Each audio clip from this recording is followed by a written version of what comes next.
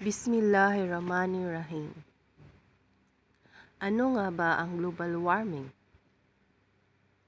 Ang global warming ay isang seryosong isyu na kinakaharap ng ating mundo sa kasalukuyan.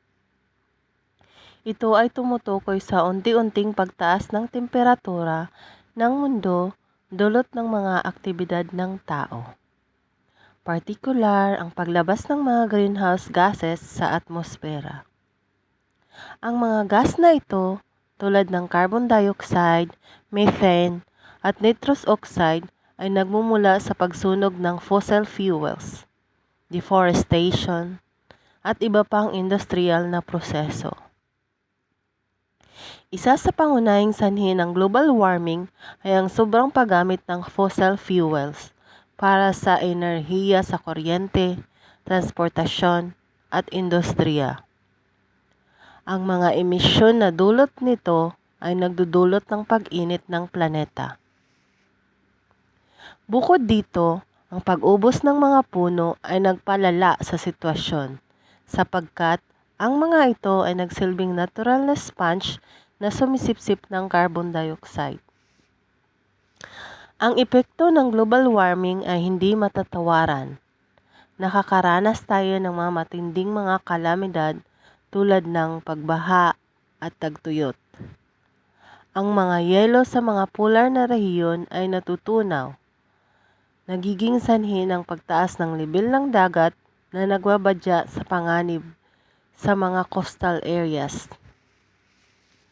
Ang mga ekosistema ay nagbabago at maraming uri ng hayop at halaman ang nanganganib na mawala.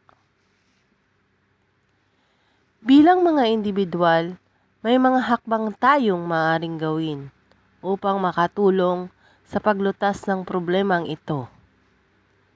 Ang pagtutok sa mga renewable energy sources tulad ng solar at wind energy ay isang magandang simula. Ang pagbabawas ng paggamit ng plastik at ang pag-recycle ay makakatulong din sa pagbawas ng polusyon. Ang simpleng pagtanim ng mga puno at halaman ay isang epektibong paraan upang makatulong sa pag-absorb ng carbon dioxide sa atmosfera. Sa kabuuan, ang global warming ay isang hamon na nangailangan ng sama-samang pagkilos. Dapat tayo maging responsable sa ating mga aksyon at magtulungan upang mapanatili ang ating planeta para sa mga susunod na henerasyon. Ang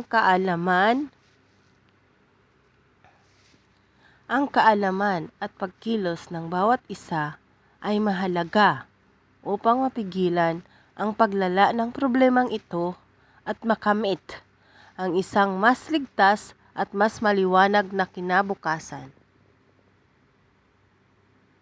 Assalamualaikum warahmatullahi wabarakatuh.